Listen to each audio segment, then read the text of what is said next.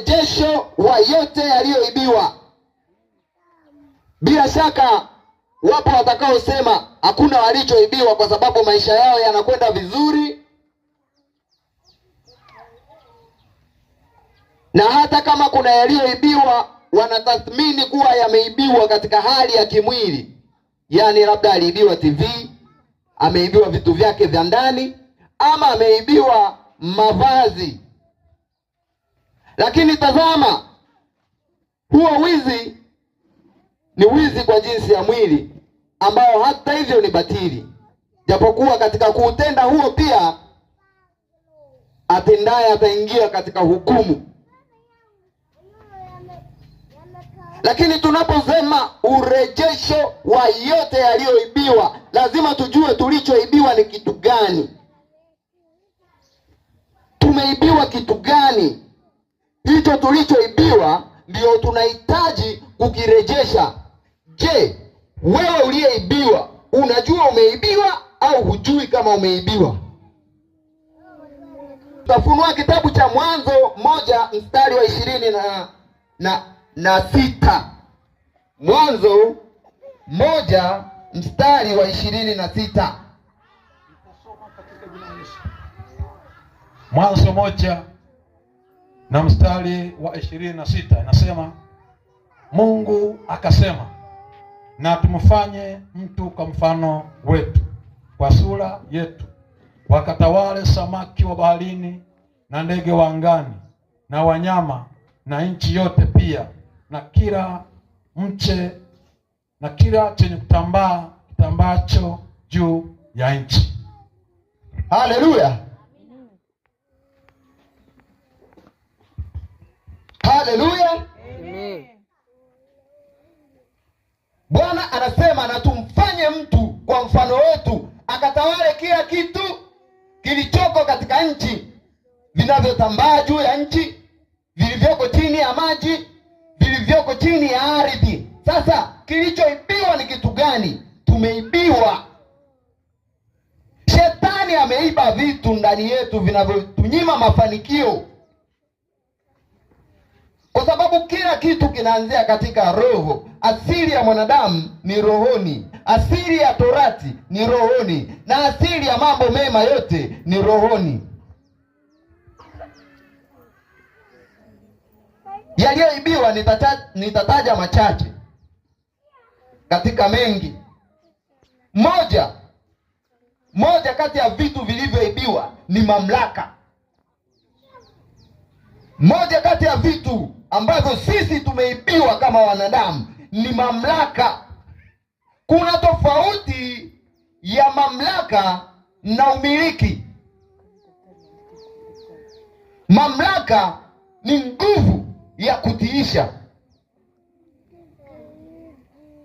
Nguvu ya kutiisha ndio mamlaka, ama ni tawala yenye nguvu ya kutiisha. Mamlaka ni tawala yenye nguvu ya kutiisha. Lakini umiliki ni uhalali wa kuwa na kile kitu ulicho nacho. Uhalali. Sasa umiliki unaweza ukawa mara mbili. Aidha unaweza ukamiliki kwa kupewa umiliki, au unaweza ukamiliki kwa sababu unastahili. Ndiyo maana ya kutawala, unakuwa juu ya.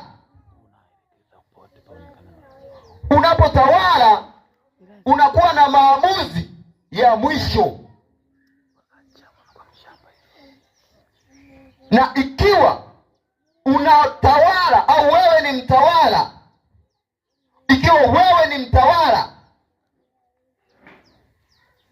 lazima uwe na vilivyoko chini yako ambavyo unavitawala. Sasa kilichoko chini ya utawala lazima kitii. Sasa tumepewa mamlaka. Kama tumepewa mamlaka, maana yake tunatakiwa kutiisha. Leo hatuwezi kutiisha. Kama hatuwezi kutiisha, maana yake ni kwamba mamlaka yetu haiko. Maana yake ni kwamba hatuna mamlaka ya utawala. Sasa Sasa tunatawala kitu gani wakati Bwana ametuumba? Wakati Bwana ametuumba tutawale hivyo vilivyoko duniani.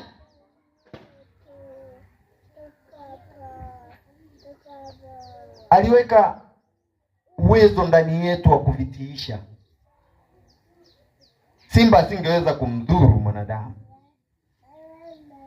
wala nyoka, wala kiumbe yoyote, kwa sababu tulikuwa tuna uwezo wa kumtiisha. Maana yake tulikuwa na utukufu, tulikuwa na vazi la utukufu, tulikuwa na vazi la utukufu. Sasa shetani anakuja anamdanganya mtu, anamdanganya mwanadamu bustanini kwamba hivi ndivyo mlivyoambiwa, ya kwamba mle matunda yote. Na dawa ya shetani ni kumpinga, sio kufanya majadiliano naye. Usiwe na majadiliano na shetani. Ukishaona tu hili neno halifai na huyu ni shetani anazungumza, wewe mpinge.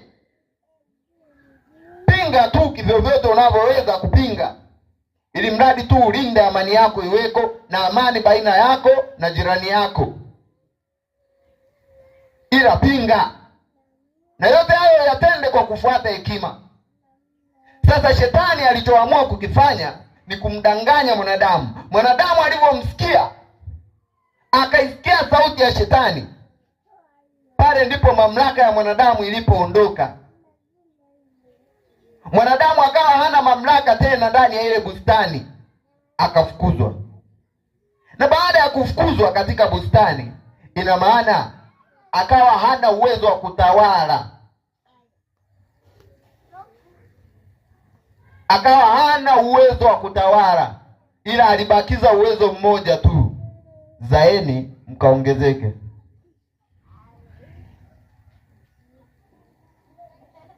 Tofautisha, shetani wakati anafukuzwa mbinguni aliondoka na nguvu zake na uwezo wake, lakini mwanadamu wakati anafukuzwa kwenye bustani ya Eden aliuacha utukufu, akaenda mtupu. Sasa tufungue Mwanzo 3 mstari wa 6. Mwanzo 3 na mstari wa 6 inasema, mwanamke alipoona ya kuwa ule mti wafaa kwa chakula, wapendeza macho, nao ni mti wa kutamanika kwa maarifa, basi alitwaa katika matunda yake akala, akampa na mumeo, naye akala. Haleluya! Mwanamke alipoona ule mti,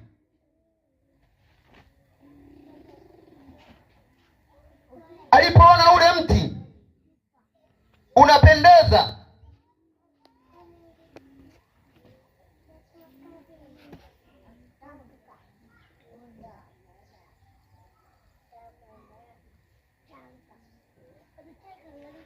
alipoona ya kuwa ule mti wafaa kwa chakula, wapendeza macho, nao ni mti wa kutamanika kwa maarifa, basi alitwaa katika matunda yake akala, akampa na mumewe, naye akala. Hili ni fumbo ambalo fumbo hili linawachanganya watu wengi. Wengine wanajaribu kuhusisha fikra zao za kibinadamu na haya mafumbo matakatifu ya Mwenyezi Mungu, lakini hakika ninakwambia ya kwamba hiyo ilikuwa ni wakati ambapo mwanadamu ana utukufu wake. Alikuwa yuko katika utukufu aliopewa na Mwenyezi Mungu, amefunikwa na utukufu. Ukiwa umefunikwa na utukufu, unaishi maisha ya roho. Kuona kwako kutakuwa ni kuona tofauti na kuona kwa mwanadamu mwingine. Kunena kwako kutakuwa ni kunena tofauti na kwa mwanadamu mwingine. Hata kufikiri kwako kutakuwa ni tofauti na kufikiri kwa mwanadamu mwingine. Sasa tazama, walikuwa katika utukufu. Mwanamke alipoona ya kuwa ule mti wafaa kwa chakula, tazama, alipoona ule mti wafaa kwa chakula, maana yake wafaa kwa chakula, alikuwa katika utukufu na alikuwa katika roho. Ana uwezo wa kukiona kitu mpaka interior. Nikisema interior na maanisha ndani. Kama leo hii ambayo tutakuwa katika Kristo, Yesu Kristo akawa ndani yetu kwa Roho wake Mtakatifu, tukawa na uwezo wa kumtizama mtu, tukayajua mawazo yake, tukajua fikra zake, tukapata maono yaliyopita na maono yajayo. Hivyo ndivyo utukufu ulivyokuwa. Sasa kwa sisi tulichopewa ni kidogo, ila ile ilikuwa ni zaidi, kwa maana walikuwa kwenye utukufu halisi wa Mungu Baba.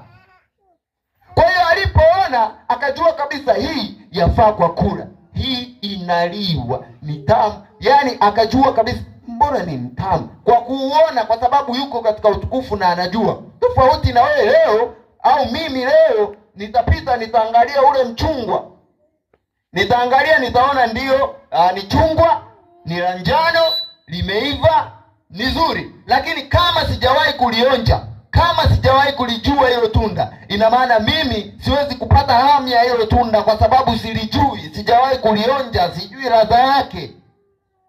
Lakini nikiwa katika vazi la utukufu, katika roho, nikiliona tu lile tunda, tayari automatic ndani ya moyo wangu nitajua lile tunda lina ladha gani, nitajua lile tunda lina kitu gani ndani, nitajua uhalisia wa ndani zaidi. Ndio maana Yesu aliulaani mti. Alipokwenda kuchuma matunda kwenye mtini, akakuta ule mtini hautoi matunda, akaulaani ule mti ukanyauka. Kwa nini analaani mti? Kwa sababu ni kitu kilicho hai na ana uwezo wa kukiona mpaka interior, ndani, ya kwamba kina uwezo wa kuzaa matunda, ila kimegoma, hakitaki kuzaa matunda kwa sababu ni hai. Akalaani. Sasa mwanamke akagundua kwamba ule mti unafaa kwa nini? Kwa maarifa. Akawa ameujua uzuri wake, akashawishika na maneno ya shetani. Alipokula akanyang'anywa mamlaka ya utawala, kwa maana Roho Mtakatifu anaingia kwa mtu, anaingia ndani ya mtu kwa siri. Imeandikwa, tazama wapendezwa na kweli ya moyo, tazama wapendezwa na kweli ya moyo, tazama wapendezwa na kweli ya moyo, na wewe wanijulisha hekima kwa siri. Hakuna hekima inayokuja bila kumsikiliza Roho Mtakatifu.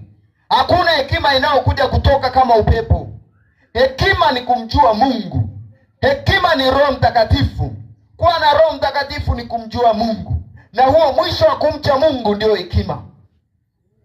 Kwa maana yeye aendaye katika unyoofu wake hajapita njia nyingine isipokuwa njia moja tu ya hekima. Wala hapana mnyoofu yeyote aliyoko katika unyoofu mwingine isipokuwa unyoofu wa hekima. Sasa baada ya kunyang'anywa mamlaka ya utawala, tukawa tumeibiwa kitu cha kwanza. Ndio watu wamekula tunda tu muda sio mrefu, bado hawana ile, wanashangaa, hawajui hili, hawajui lile, hawajui wafanye kitu gani. Tayari huku nyuma shetani anaiba, kaiba. Kwa sababu shetani ndio kiumbe pekee wa hovyo. Yaani kati ya viumbe wa hovyo, shetani ndio kiumbe pekee wa hovyo ambaye ana uwezo wa kukunyang'anya hekima akakupa mzaha.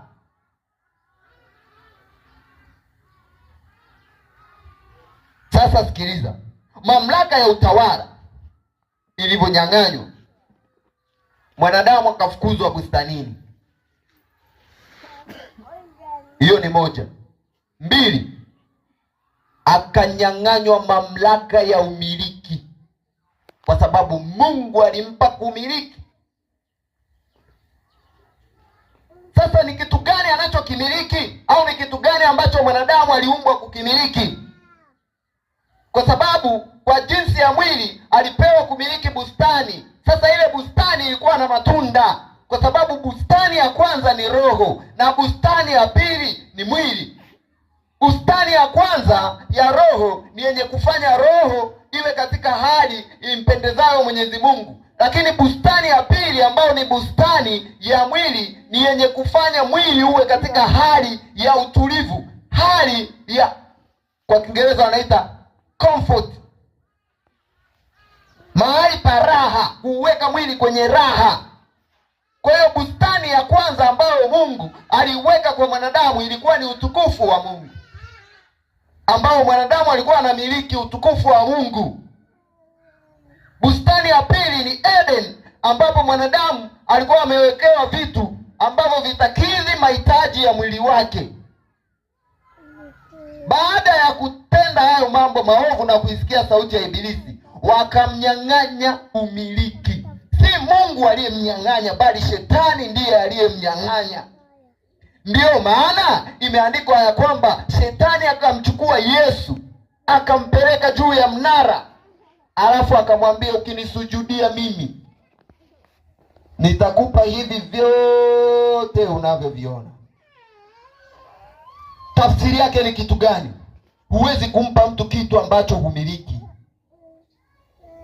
Aidha unamiliki kwa wizi, au aidha unamiliki kwa njia zisizo halali, aidha unamiliki kwa kupewa, aidha unamiliki kwa uhalali, lakini wewe ni mmiliki. Kwa hiyo utakapompa mtu kitu, ina maana unakimiliki, ndio maana umempa. Sasa shetani ameipa kwa mwanadamu umiliki wa dunia. Sasa anampatia, anataka Yesu amsujudie ili ampe. Na Yesu akamjibu kwa neno ya kwamba imeandikwa, nitamsujudia Bwana Mungu peke yake. Sasa mamlaka ya umiliki kwa jinsi ya roho inaambatana na vitu vingi. Mamlaka ya umiliki kwa jinsi ya mwili, sisi wote tunajua tulipoteza bustanini. Hatukuendelea kuishi katika hali ya raha, miili yetu iliendelea kuishi katika taabu, tumeendelea kuishi katika dhiki mpaka leo. Lakini hii dhiki, Yesu Kristo anakuja na kutupa uhuru, anatuwekea uhuru ndani ya mioyo yetu, anaturudishia umiliki wetu kwa jinsi ya mwili. Ijapokuwa tuko duniani na tunaendelea kuishi duniani, lakini tusiwe wa duniani, tuwe kama wana wa ufalme. Maana yake tumiliki kihalali kile cha rohoni, kwa sababu cha duniani mwili tayari umeshakuwa ni mwili wa dhambi, haufai tena kurudi katika utukufu. Kwa hiyo anakuja kuzihuisha roho zetu, maana yake anatia uzima ndani yetu na kurudisha huo umiliki. Sasa wengi tunajua tulivyopoteza vya mwili, lakini vya roho hatujui. Sasa tunakwenda kurejesha. Huwezi kurejesha usichokijua, lazima urejeshe unachokijua. Tunarejesha mamlaka ya umiliki. Tumesema cha kwanza alichoiba shetani ni mamlaka ya utawala. Cha pili, mamlaka ya umiliki.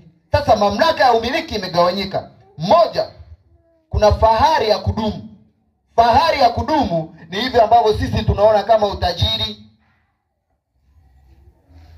Ndio maana imeandikwa kwamba sisi katika Bwana, katika Yesu Kristo ni matajiri, kwa sababu tunamiliki,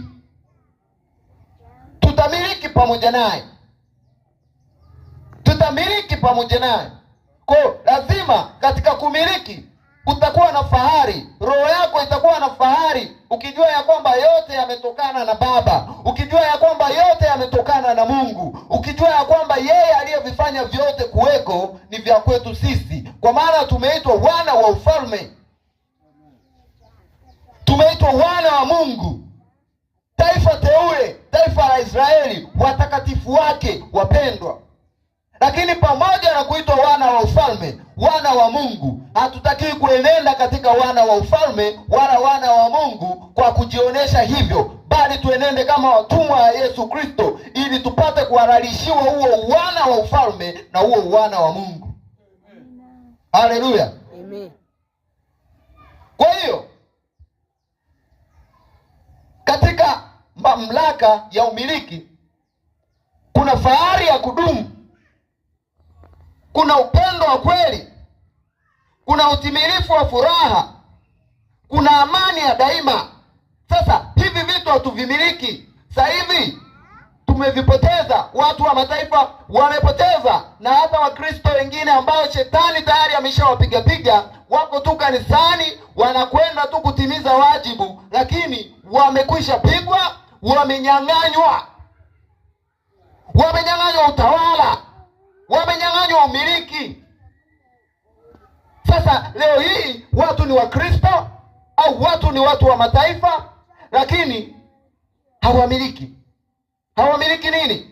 Ndani yao hakuna fahari yoyote. Hawajionei fahari yoyote katika Mungu, hawajionei fahari yoyote katika Kristo Yesu, hawajionei fahari yoyote katika Roho Mtakatifu, kwa sababu wamefungua milango ya kuzimu, wamefungua milango ya Ibilisi ili kuingiza mapokeo ya dunia, wamefungua milango mibaya yenye kuleta uharibifu ndani ya moyo.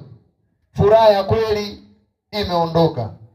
Fahari ya kweli ya kujivunia Yesu Kristo kwa ajili ya ukombozi imeondoka. Yesu amebaki wanamhubiri mdomoni tu. Yesu amebaki wanamwimbia kwenye majukwaa, lakini ndani yao hayumo. Na hata wao wanajua,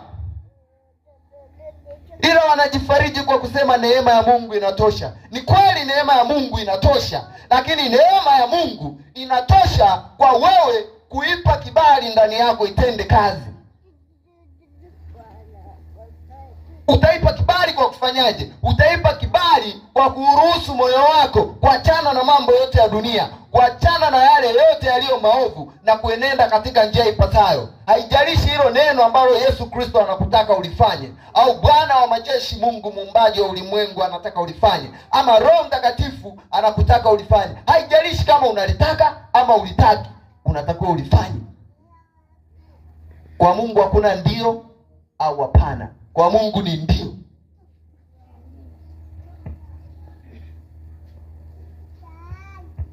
Nisikilize. Sio kwa mchungaji hamna ndio au hapana. Sio kwa mwinjilisti hakuna ndio au hapana. Sio kwa mwalimu hakuna ndio au hapana. Sio kwa rafiki yako hakuna ndio au hapana. Ninasema hivi, kwa Mungu hakuna ndio au hapana. Kwa Mungu ni ndio.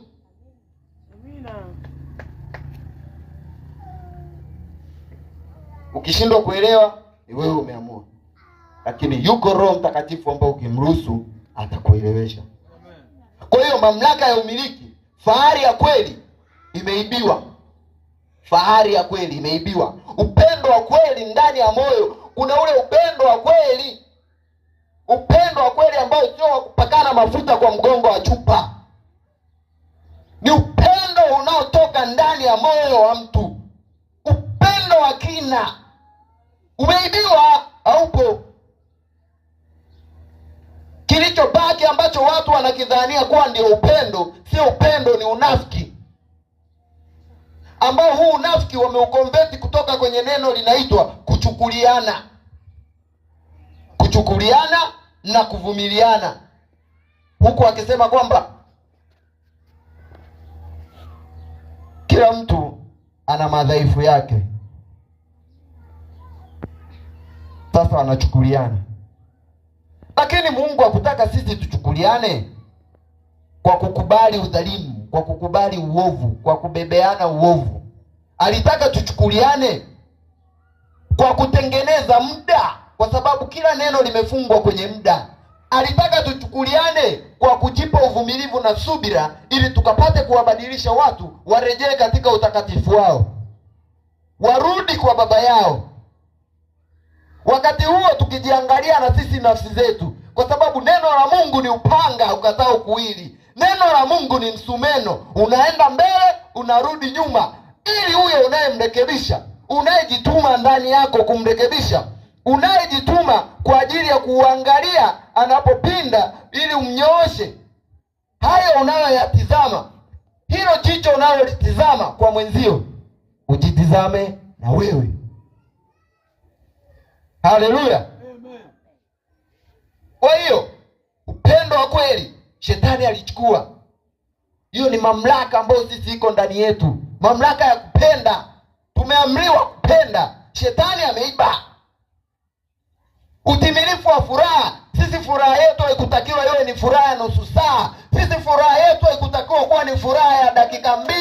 Sisi furaha yetu haikutakiwa kuwa furaha ya nusu siku. Sisi furaha yetu haikutakiwa iwe ya siku 3. Sisi furaha yetu haikutakiwa iwe ya wiki. Sisi furaha yetu ilitakiwa iwe ya kudumu. Lakini leo hii utakutana asubuhi na mtu anafurahi, mchana ana majonzi. Utakutana na mtu anafurahi siku moja, lakini ndani ya mwaka mzima ni majonzi, ni huzuni, ni tabu, ni vurugu ndani ya moyo wake. Watu wamegeuka kutoka katika furaha ya kweli.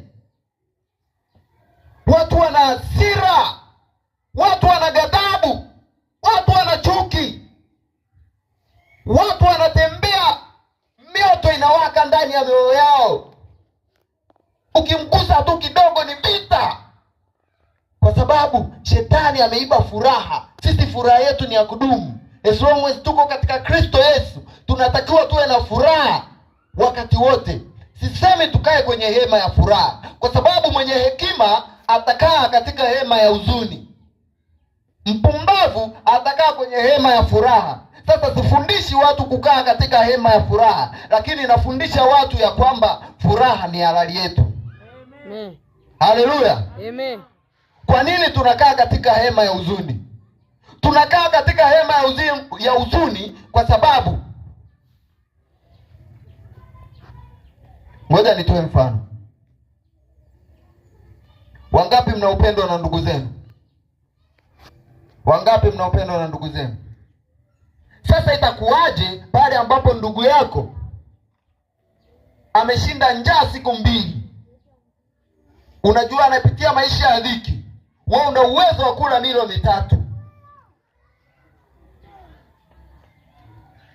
Ukaanza kufurahia. Ni nani ambaye atafurahia akiona ndugu yake anapitia dhiki na taabu, huku yeye akiwa na unafuu wa maisha? Hiyo ndio tafsiri ya kwamba tunatakiwa tukeshe katika hema ya huzuni, sio katika hema ya furaha. Furaha yetu iko katika Kristo, tukijijua ya kwamba tumekombolewa kutoka katika dhambi. Lakini huzuni yetu ni huzuni kwa ajili ya ndugu zetu ambao hawataki kuiendea hiyo neema, hawataki kumjua Yesu Kristo.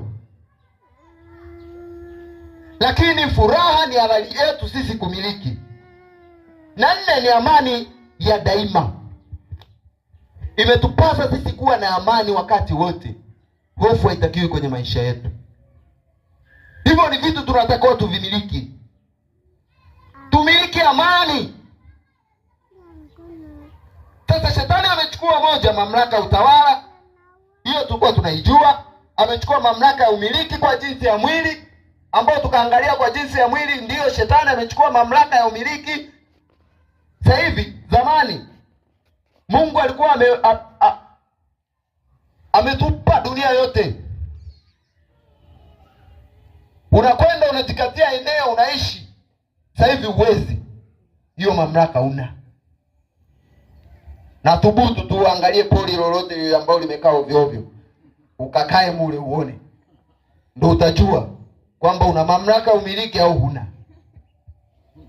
Kaangalie tu poli lolote kwamba hili poli ngoja mimi niingie huko niweke kahema nijistiri ndio nitakuwa kwangu hapa.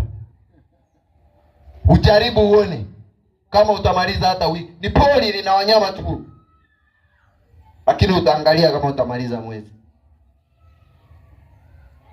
Kwanza unaweza ukawekwa ndani na rungu za kutosha, au kapigiwa mwano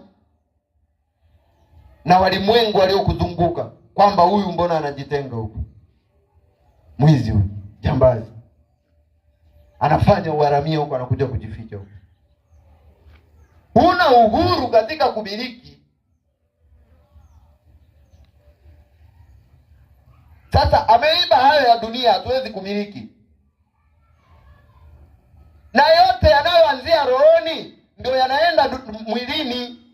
kwa sababu utakapokuwa na fahari ya kudumu utajivunia Yesu Kristo. Utakapokuwa na upendo, moyo wako utafunguka, utakuwa na utimilifu wa furaha. Utakapokuwa na utimilifu wa furaha, lazima utakuwa na amani ndani ya moyo wako. Utakapokuwa na amani ndani ya moyo wako, utaweza kuongea na jirani yako vizuri. Utawachukulia watu wote kuwa ni sawa. Utaona watu wote kuwa ni wazuri. Utawapenda watu wote. Hapo ndipo utafungua milango yako ya riziki. Riziki itatoka mashariki, magharibi na pande zote nne za dunia, itakufikia. Hata utakapokosa hiyo riziki ya mwili, lakini riziki ya roho itaendelea kuwepo. Na hapo ndipo utajifungulia milango ya riziki zote. Utaweza kuendana na mifumo ya sasa ya dunia, ambayo mifumo ya sasa ya dunia inaongozwa na kitu kinaitwa pesa. Kwa hiyo yale yote tuliyoyapoteza kwa jinsi ya mwili yanatakiwa yaje, yaletwe tena kwenye kukonvertiwa, yaingie kwenye mfumo wa pesa, ndio umiliki tena kwa jinsi ya mwili. Sasa kuipata hii pesa, tayari kuna formula ya kuipata hii pesa, ambayo formula ya kuipata hii pesa ni connection. Sasa connection baina ya mtu na mtu haiwezi kuwepo bila kuwa na umiliki wa hivi vitu vya rohoni, ambao vitu vya rohoni ni upendo, utimilifu wa furaha na amani.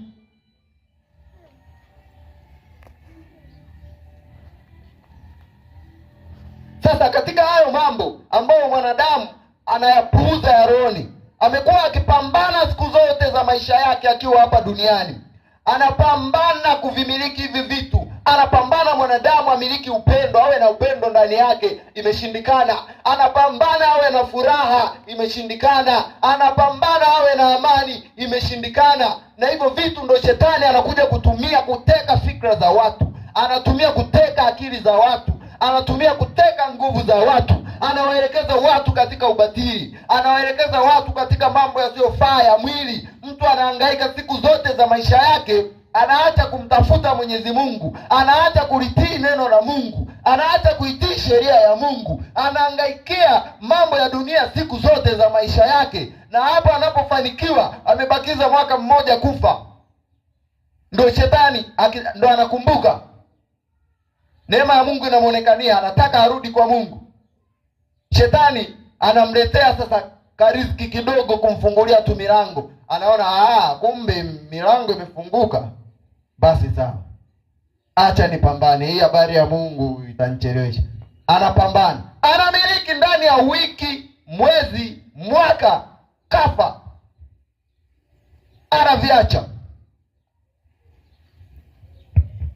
Anaviacha. Lakini yale ambayo yalikuwa ni ya msingi, yanapatikana katika Kristo Yesu peke yake, anayaweka pembeni.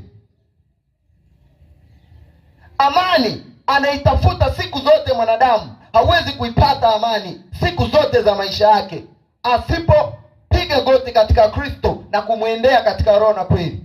Hawezi kuipata amani, lakini anaihangaikia siku zote za maisha yake. Anafikiri amani ataipata katika ubatili. Anapata pesa, amani hana. Furaha hana. Upendo hana. Sasa hivi vitu ndio mwanadamu anatakiwa avipate. Ndivyo tumeumbwa kwa ajili hiyo. Kwa hiyo wewe hata ukitafuta pesa mpaka ukawa na vitu mengi ya kumiliki, kama una furaha, kama una upendo, kama una amani, kama hujisikii fahari kwa ajili ya Mwenyezi Mungu, huna Mungu ndani yako, ni bure. Utateseka na utajiri wako, utataabika, utahangaika. Hakuna lolote litakalo kuonesha kwamba una maana katika dunia hii.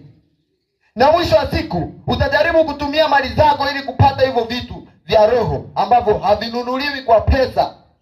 Kwa hiyo katika hayo mwanadamu ametafuta kumiliki, amekosa.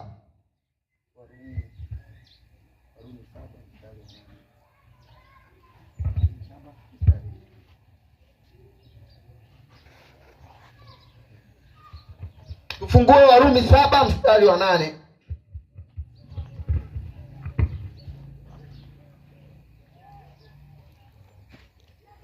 Warumi 7 mstari wa 8. Tumesema yaliyoibiwa, moja ni mamlaka ya utawala, mbili ni mamlaka ya umiliki.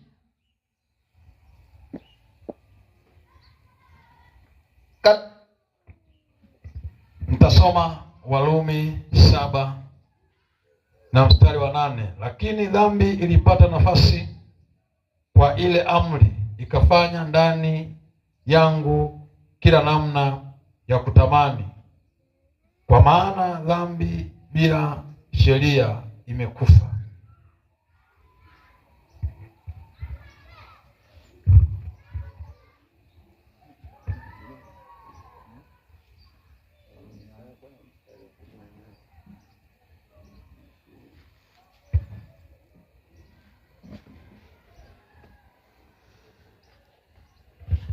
Haleluya, haleluya.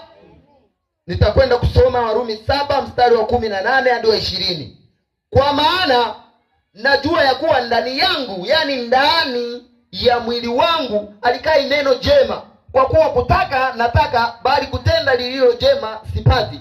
Kwa maana lile jema nilipendalo silitendi, bali lile baya nisilolipenda ndilo nilitendalo. Basi kama lile nisilolipenda ndilo nilitendalo, si mimi nafsi yangu nilitendaye, si mimi nafsi yangu nilitendaye, bali ni ile dhambi ikaayo ndani yangu. Kwa hiyo kwa jinsi ya mwili tayari kuna dhambi, mwili umeshalaanika. Haya tunayoyataka kuyatenda kwa jinsi ya roho, ni kwa nini yanashindikanika kuyatenda? Kwa sababu tayari vitu hivi vimeshaibiwa. Mwanadamu anaishi nje ya utukufu, nje ya utukufu wa Mwenyezi Mungu. Kwa nalotaka kulitenda silipati, bali nisilolitaka kulitenda ndilo nalipata. Kwa mfano, mtu sio mzinzi na hapendi uzinzi, lakini mwili wake unamsukuma kutenda uzinzi. Sasa watu wana akili nyingi sana, lakini wana akili katika kutenda mambo mabaya, ila kwenye kutenda mambo mema hawana akili hata kidogo. Sasa kama ninalolitaka silipati, siwezi kulitenda, kwa sababu kila mwanadamu anajua anataka atende neno jema na kumpendeza Mwenyezi Mungu, anashindwa.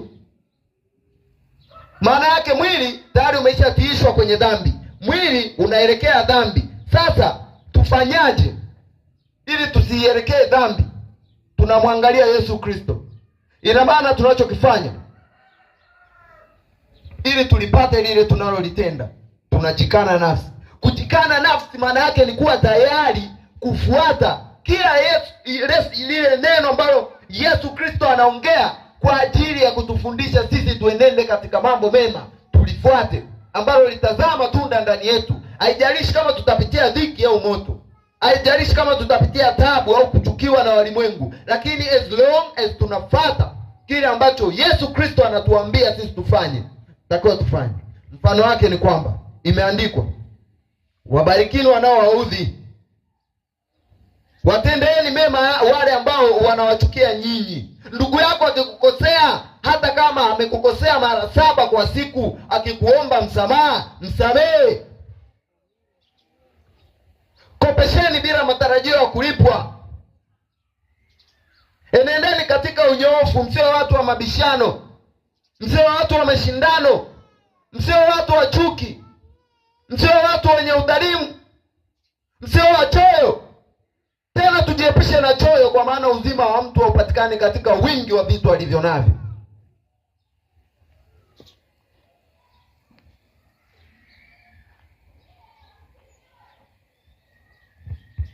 Katika hayo shetani amechukua amani yetu, amechukua furaha yetu, amechukua upendo wetu wa kweli, amechukua vyote vya rohoni.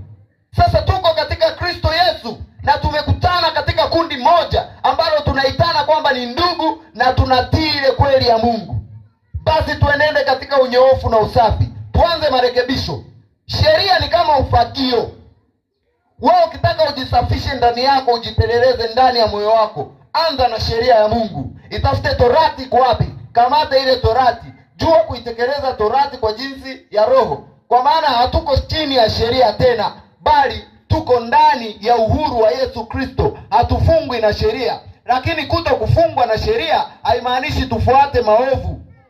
Maana tukiendelea kuyafuata maovu na anachokisema shetani, ili atunyang'anye huo umiliki wa amani, furaha, upendo na fahari ndani yetu ya Mungu, ili shetani avichukue, anajaribu kutuaminisha kwa sababu tumeiacha, tumetoka katika ulimwengu wa sheria na zile amri za Torati, tumekuja katika uhuru na neema ya Yesu Kristo. Sasa shetani anataka atuhalalishie sisi kwamba kufanya uovu sio dhambi, lakini ukifanya kwa imani Mungu anakubaliana na hilo neno.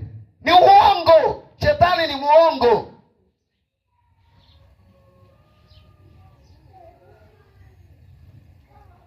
Kuletewa neema maana yake ni tuwe wasafi kuliko hata tulivyokuwa wasafi kwenye Torati.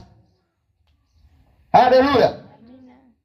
Sio tuichukue Torati tukaiweke kwenye moto tuichome, bali tuitekeleze sheria ya Mungu katika ulimwengu wa roho.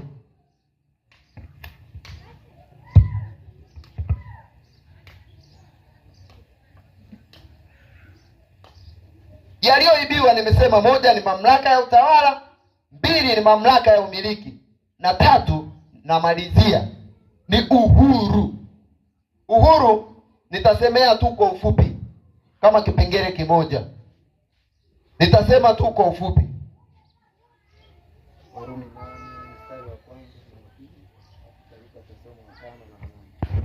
Nitasema kwa ufupi. Uhuru maana yake ni kuchukuliwa mateka. Kwa shetani ametunyang'anya umiliki, ametunyang'anya kutawala, na sasa anatunyang'anya uhuru.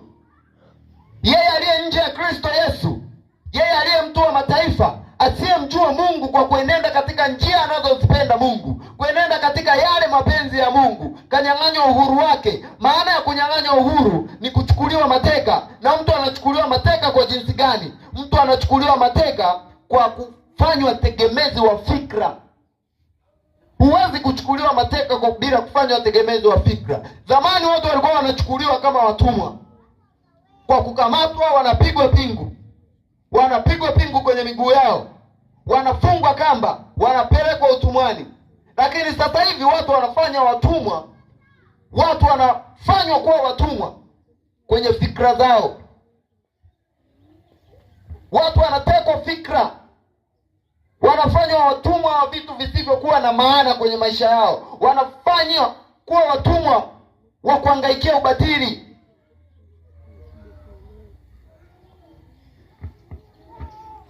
Mtu anachukuliwa mateka wa fikra. Ndio maana leo hii mtu akijikwaa atatembea amejikwaa, anakuambia kuna mtu ananisema,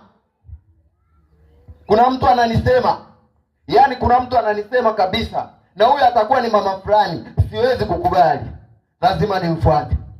Mama fulani, mimi nakujua tu, punguza umbea wako. Jamani, mimi nimefanyaje? Mbona mimi hapa napika vitumbua tangu asubuhi sijato? Punguza umbea wako. Mimi nakujua kabisa mama fulani. Yaani wewe uko na nimetoka, yaani nimejikoa kama mara 3. Acha upunguzaje uongo. Mtu anaondoka. Yule mama anajifikiria, mimi nimefanya nini? Na yeye anaanza fitina. Kumbe huyu mama huwa anakaa na niwaze. Hebu ngoja. Na yeye anatunga shambulizi. Akishakaa katoto kake kamekuta mwiba hapo kwenye dagaa, kamekula ile kakaba kooni. Huyu mama fulani ataniambia, juzi ndo alikuja ananiambia vitu, ananisingizia uongo, yeye ndo atakuwa ananifanyia uchawi. Fikra zake zinamtuma hivi. Yaani mtoto wangu anataka kufa tu vizuri, alikuwa hapa. Sasa anaanza kurifana matukio, anaunganisha na matukio. Juzi alikuja akakuta katoto kangu kako hapa, akawaletea pipi, wakagawana, walikuwa wako 4. Na leo tena mtoto wangu anakabwa na mwiba, alafu tena alikuja akaniambia kwamba mimi sijui nimefanya na msema uongo, akanisingizia huyu mama ni mchawi. Ngoja hata nikoma mimi hawezi, anafunga kibwebwe. Nimekuja na utaniambia, wewe unafikiri uchawi wako hatujakujua? Kimeanzia wapi? Fikra za mtu mmoja mpumbavu ambaye hakufikiria. Wewe ili usiwe mateka wa fikra, achana na vitu ambavyo viko complicated. Usishindane, kwa sababu shetani anachokutengenezea wewe ili akamate fikra zako ni mashindano. Akute umepanga tray yako ya mayai pale, yako mayai 6, umeyapanga kwenye mstari, umeyapanga kwa column, umepanga. Yeye anakuja anayavuruga, anaweka moja hapa, moja hapa, moja hapa, moja hapa.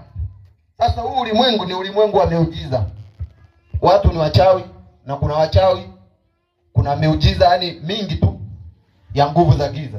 Sasa Mungu wetu sasa hivi, watakatifu wake, haendi na sisi kwa miujiza sana, anaenda na sisi katika utakatifu. Yaani anadili na sisi tuenende katika matendo mema, tuenende katika usafi, tuenende katika tabia njema, fikra njema, mawazo mema. Ikihitajika sisi Roho Mtakatifu aratibu neno, miujiza itokee, ni kwa kiasi tu ili kazi yake iendelee. Lakini sana sana anachotutaka tuenende katika ule utakatifu, kwa sababu tumeshakuwa wana wa ufalme.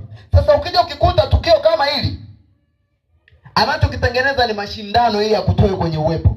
Kwa sababu Mkristo sio mtu wa kubishana. Mkristo sio mtu wa mashindano. Mkristo hatakiwi kugombana, kuwa na magomvi. Mkristo hatakiwi kuwa ni mtu mwenye laumu, wa kulaumu. Mkristo hatakiwi kutunza chuki. Sasa yeye anataka akutoe kwenye njia ya Kristo. Anachoamua ni kukuonesha miujiza yake. Sasa wewe ukikuta mayai yako pale yamevurugwa hivi na hivi na hivi, unaanza aha, kumbe ameanza kumtetea uchawi. Baba, purukushani hizi mimi nazitoa wewe. Hapana. Umeshuhudiwa kufanya hivyo? Umeshuhudiwa, umemsikia Roho Mtakatifu anakuambia ukemee. Kama amekwambia kemea, kemea. Ila kama hajakwambia kemea, acha. Pengine walikuwa wanajaribu kupima imani yako, una hofu, unaogopa. Pengine walikuwa wanataka waharibu fikra zako, uanze kuwaza upotofu. Kwa hiyo kabla hujafanya chochote, ili kuwaonesha kwamba mimi siwaogopi na upuuzi wenu, unaanza kupanga yai moja moja, unarudisha. Kuna mama alikuwa anamsimulia, nawaambia kitu ambacho ni ukweli, kimenipata. Utarudisha, vitakaa kwenye kolamu yake. Basi Mungu naomba ulinde mali yangu, kwa sababu wewe ndio umenipa. Ila hata zikipotea ni wewe ndio utakuwa umechukua. Naamini. Amen. Kama ni wewe mchawi anakuja anakutokezea, maana wewe si umuoni. Kwanza anakuangalia hivi, huyu hajiamini nini? Anakutafuta tena kwenye mbinu nyingine. Anachotafuta ni mashindano. Mshindane tu. Kwa sababu mkisha shindana ndo ataweza kukupiga vizuri. Mkianza kugombana ndo anakupiga sasa vizuri. Lakini kila kitu kimwachia Bwana. Kila kitu unamwachia Bwana. Unajinyenyekeza, unaenda katika unyoofu. Panapostahili kukemea, Roho Mtakatifu akikuongoza kukemea, unakemea. Unaondoka katika kuchukuliwa mateka. Usiwe mateka wa fikra. Kuna watu wanategemea, hawamtumaini Roho Mtakatifu, kila kitu mpaka aende akagoogle. Mungu ni nani? Yaani unamuuliza mtu Mungu ni nani, hataki Roho Mtakatifu ampe majibu. Anaingia kwenye Google. Mungu, ngoja niangalie, anaangalia hapa Google, anakupa majibu ya kwenye Google ambao hata yeye hayaamini. Anakopi na kupesti. Amechukuliwa mateka wa fikra. Na kuwa mateka wa fikra maana yake ni kunyang'anywa kuabudu. Kwa sababu unapokuwa umenyang'anywa uhuru wako, umekuwa mateka wa fikra. Ina maana unanyang'anywa kuabudu. Sasa kumbuka, Mungu ni roho. Wanaomwabudu Mungu wanamwabudu katika roho na kweli. Mungu ni roho. Wanaomwabudu Mungu wanamwabudu katika roho na kweli. Roho ni kibebeo cha sauti. Roho ni kibebeo cha sauti. Kuna roho 3 ndani ya mtu. Kuna roho 3 ndani ya mtu. Moja ni roho wa Mungu, 2 ni roho wako, 3 ni roho ya shetani. Unajua ni roho gani inasema na wewe? Unaijua? Una uwezo wa kupambanua hii ni roho ya Mungu, hii ni roho ya shetani, hii ni roho yangu? Una uwezo? Sasa roho ya Mungu, roho wa Mungu ukimsikiliza wewe utakuwa ni mwana wa Mungu. Roho ya shetani ukimsikiliza ndio roho ya mpinga Kristo. Kwa nini sisi tunahukumiwa? Kwa nini kama shetani ndo anatufanya sisi tutende dhambi, kwa nini Mungu asimchukue shetani? Wewe unamfanya mwanadamu akatende dhambi, tumbukia kwenye moto. Ingia kwenye moto. Mwanadamu njoo hapa, ingia mbinguni. Kwa nini isiwe hivyo? Kwa sababu shetani, mtu anatenda dhambi anasema shetani alinipitia. Alikupitia. Unajua kosa lako ni nini? Unajua kosa lako ni kukubaliana naye. Yaani kukupitia sawa, najua alikupitia. Bwana anasema ikiwa sasa unaongea naye, najua alikupitia, lakini kosa lako unalijua. Kukubaliana naye ndio kosa. Kwa nini unakubaliana naye? Ndio maana umeambiwa umpinge. Sasa unashindwa kumwabudu Mwenyezi Mungu kwa sababu umetekwa fikra. Na utashindwa kumwabudu vipi? Utashindwa kumwabudu kwa sababu ya desturi za uasi mbele ya Bwana, ambazo desturi za uasi mbele ya Bwana ni kawaida ya dunia. Nikisema kawaida ya dunia, maana yake umbea ni kawaida, uongo ni kawaida, kuvaa uchi ni kawaida, kuangalia picha ambazo za utupu, picha ambazo hazifai kwenye macho ya mwanadamu, zinazoleta uharibifu ndani ya akili ni kawaida. Kwa sababu nimewambia roho ni kibebeo cha sauti. Mungu ni roho, anaabudiwa katika roho na kweli. Ukienenda katika unyoofu utamsikiliza Mungu ndani yako, ambayo ni sauti ya Mungu yenye nguvu ndani yako. Ukisikia sauti ya Mungu yenye nguvu ndani yako, maana yake utaenenda katika unyoofu wa Mungu. Ukisikia sauti ya uharibifu, maana yake utaufuata uharibifu. Ndio maana hata ukizisikiliza hizo nyimbo, ikiwa ni ya dini au nyimbo ya dunia, ukizisikiliza ukienda kulala au ukiwa umekaa umepumzika au ukiwa na shughuli zako ukaamua kuituliza akili yako, zitaanza kujirudia ndani yako, zinaimba. Kile kinachojirudia ndani yako ni sauti, na hakuna sauti isiyokuwa roho.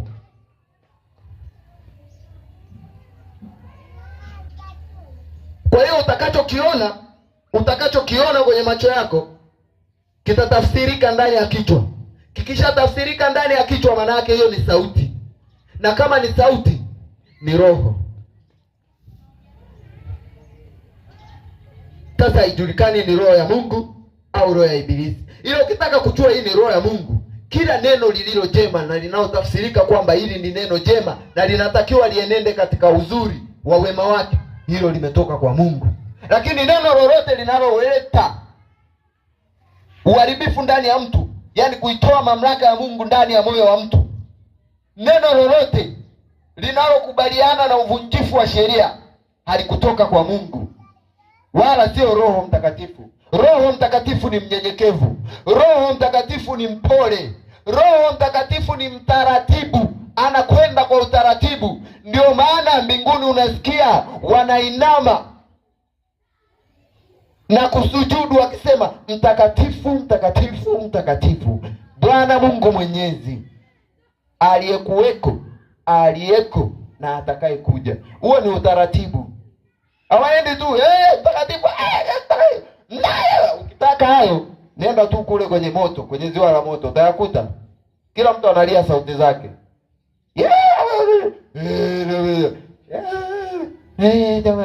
Kila mtu analia sauti zake. Lakini kwa Mungu ni utaratibu, unyenyekevu, upole. Nani ambaye atakwenda kwa baba yake akiwa ni kaka mkubwa na mdogo wake na mama yake na wengine ndugu zake, wakafika pale, baba, leo ni siku ya sikukuu. Mama anasema, mme wangu, leo ni siku ya sikukuu, leo tunataka hiki. Na mwingine anasema, mwingine tena anasema, baba, nataka kiatu. Baba atakachokifanya, kama ni baba mwenye hekima mpole, atasema tu, sawa, nimewasikia. Lakini ukuta baba ambaye ana stress zake atawaambia toka hapa, tokeni hapa. Kwa Roho Mtakatifu ndani ya mtu ni mpole, ni mnyenyekevu, mwenye utaratibu. Atamfundisha mtu kuenenda katika kila neno lililo jema. Kwa sababu Roho Mtakatifu sio mdhalilishaji. Hawezi kukudhalilisha. Hawezi kukudhalilisha. Hata kama itaonekana ni tafsiri ya tukio ambalo wewe wataona umedhalilika, lakini hawezi kukudhalilisha. Roho Mtakatifu sio mpingaji wa neno la Mungu. Hawezi kujifitini mwenyewe, kwa sababu alilolisema Yesu Kristo ndo neno lililotoka kwa Mungu Baba, na ndilo neno la Roho Mtakatifu. Kwa hiyo kwa kufuata desturi za kawaida ya dunia, mbele ya Bwana, watu wamenyang'anywa uhuru wao, uhuru wa kuabudu. Mtu hana uhuru tena wa kumwabudu Mungu katika roho na kweli. Mtu hana uhuru, na hajui kama hana uhuru. Hajui. Ila anaifuata tu kawaida ya dunia, wengine ndo wanafanya na yeye anafanya. Hawezi kujisimamia kwa sababu hana uhuru. Na tukizungumzia uhuru, maana yake ni kuwa na access ya kufanya chochote kile ambacho unaweza kukifanya na kukitaka. Ndio maana Yesu Kristo anatuambia sisi kwamba tuko uhuru, lakini uhuru wetu ni kuwa na kiasi na kujizuia. Haleluya. Haleluya. Na ya mwisho katika kuchukuliwa mateka, kuchukuliwa uhuru wetu. Nimesema kunyang'anywa uhuru ni kufanywa tegemezi wa fikra. Kufanywa tegemezi wa fikra maana yake ni kuishi kawaida ya dunia. Kufanywa tegemezi wa fikra maana yake ni kuishi kawaida ya dunia. Kufanywa tegemezi wa fikra maana yake ni kutafuta utafuniwe wewe umeze. Kufanywa tegemezi wa dunia maana yake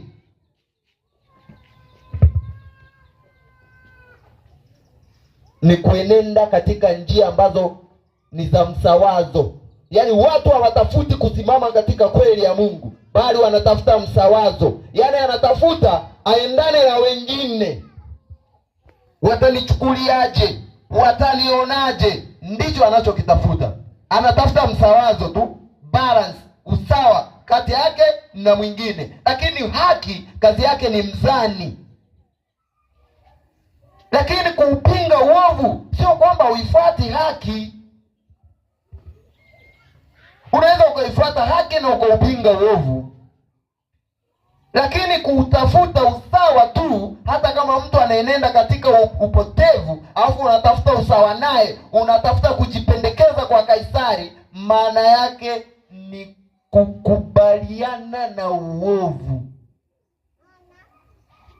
Sasa tushakubaliana na uovu, ufahamu unaondoka, mtu anabaki kuwa mjinga. Na ule ujinga ukikomaa, mtu anakuwa mpumbavu. Na akisha kuwa mpumbavu, anaishi kawaida ya dunia, kwamba wengine wanafanyaga hivi na yeye afanye. Sasa akishazidi katika kuyafanya hayo,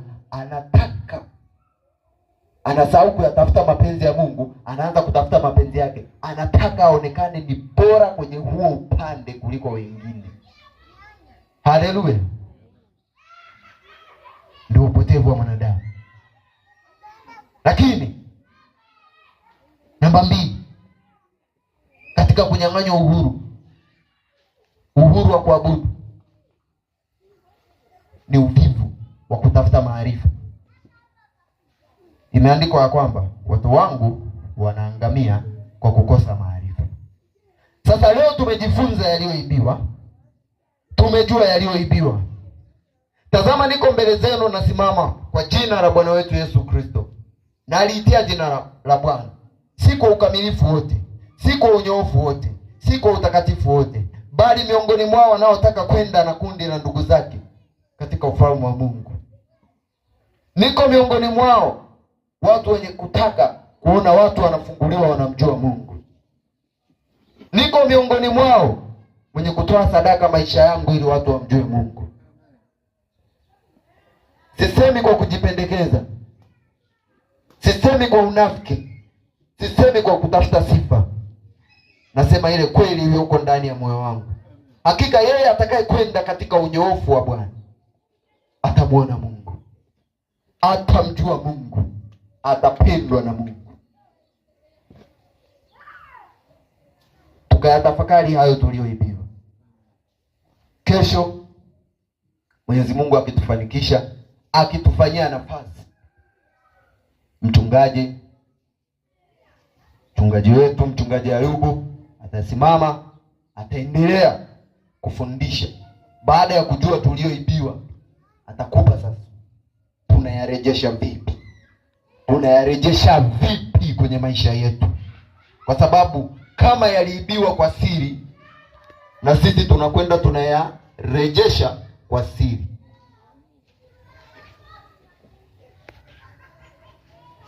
Hapo ndipo utakapojua ya kwamba ukishakuwa na maarifa hautahitaji miujiza.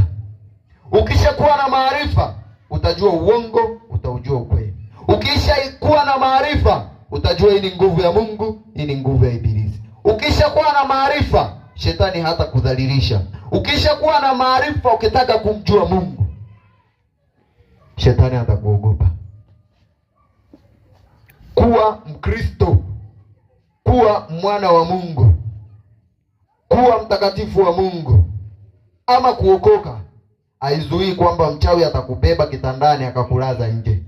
Usije ukajidanganya. Kinachotafutwa pale ni roho yako, sio uwezo wako. Haleluya. Shetani haji kutafuta uwezo wako, anatafuta roho yako. Nielewe. Kwa hiyo usipoteze muda kushindana. Poteza muda kufanya matengenezo ya roho yako, ambao matengenezo hayo yatampinga shetani. Na akishampinga shetani atakukimbia. Kwa hiyo utapita sehemu, utakutana na adui atakimbia bila wewe kujua ni nini kiko ndani yako kinachomfanya yeye akukimbie. Lakini ukitafuta wakukimbie, utapoteza muda. Utakutana na jiwe likwazaro, litakukwaza, utaanguka, utavunjika vipande. Na utauliza, hili jiwe mbona lilikuwa upande wangu? Imekuwaje? Kumbe hukujua, ulitembea nje ya maarifa. Haleluya. Tukaenende katika kuyatafuta maarifa. Tusiwe wavivu wa kusoma, tusiwe wavivu wa kuuliza maswali, tusiwe wavivu wa kutenda matendo mema, tusiwe wavivu wa kuisimamia haki. Atakayefanya kazi kwa mkono mlegevu atapata uangamivu. Kurudi nyuma kwa wajinga kutawaua, na kufanikiwa kwa wapumbavu ndio kuangamia kwao. Asiyetaka maarifa anafanya kazi kwa mkono mlegevu. Asiyetaka kujituma kwa Bwana anafanya kazi kwa mkono mlegevu. Hakika atapoteza muda, atapoteza mali, atapoteza kila kitu alichonacho, na hata ufalme wa Mungu hatauona. Lakini tazama, ufalme wa Mungu uko mbele yako. Ufalme wa Mungu uko kwenye macho yako. Hutakiwi kuhakikishiwa na mtu mwingine kwamba unao au hauna. Wakikuhakikishia wengine watakupotosha bure, ila roho yako itakwambia kama umo au haumo. Kwa sababu hata ukienda tu kuiba, roho inakwambia umeiba na umefanya kosa. Ukimtukana mtu vivyo hivyo, na ukienda kinyume na mapenzi ya Mungu na sheria ya Mungu, vivyo hivyo utaambiwa ndani ya nafsi yako. Haleluya. Sisemi kana kwamba na wahukumu, bali nasema kana kwamba nyinyi ni watakatifu wa Mungu, ambao ninajua ya kwamba maneno yote mnaweza kuyafanya kwa sababu tayari Roho Mtakatifu wa Mungu amekwisha yatenda ndani yenu, na amekwisha yaweka na kuatia nguvu ndani yenu. Mnayohitaji hapo ni utayari katika kuyatekeleza hayo. Tumuombee mchungaji wetu, Mchungaji Ayubu, kwa ajili ya magumu na changamoto anazozipitia.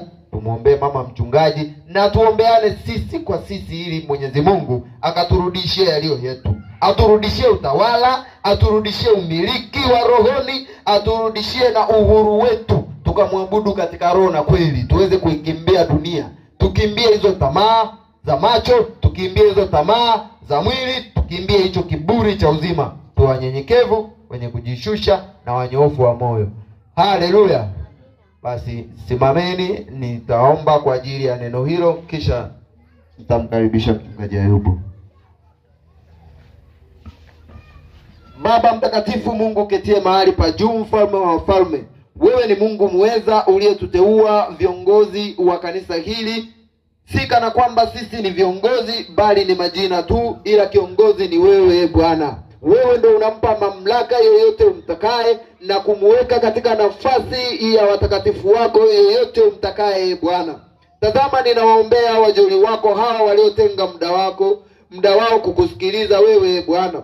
Neno lako likawe muhuri ndani yao, ukawape maarifa ndani ya mioyo yao Bwana. Hakuna aliye msafi mwenye maarifa makubwa na unyoofu mbele zako Bwana, isipokuwa wewe unamjulisha yeyote umtakaye ili akapate kuwafikia watu wako.